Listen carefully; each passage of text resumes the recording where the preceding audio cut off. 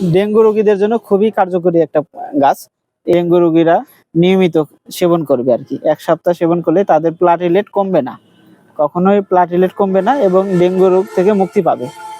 Dengue রোগীদের জন্য খুবই কার্যকরী একটা গাছ।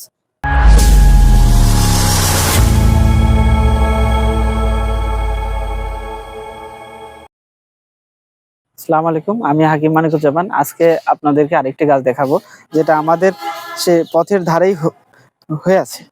এই গাছটি এটা তাওয়া তাওয়া, এটা আবারও এটার আরেকটি কাজ, এটার গোড়া ছেঁচে রস করে খেলে যাদের দীর্ঘদিন আমাশায় ভুগে, রক্ত আমাশা বা সাদা আমাশা, দীর্ঘদিন ডিসেন্ট্রিতে ভুগছে, তারা এটা যদি নিয়মিত খায় 7 থেকে 15 দিন, তাহলে পেটের এই রোগটাও সেরে যাবে ইনশাল্লাহ।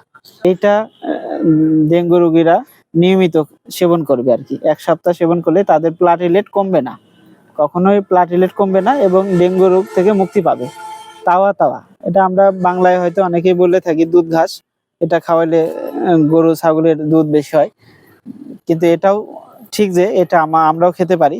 এটা প্রতিদিন আমরা 1 কাপ করে, যাদের ডেঙ্গু জ্বর বা ডেঙ্গু বাহী কোনো রোগ হয়েছে, তাহলে আমরা এটা খেলে 1 কাপ করে নিয়মিত খেলে এই ডেঙ্গু রোগ থেকে আমরা মুক্তি পেতে পারি।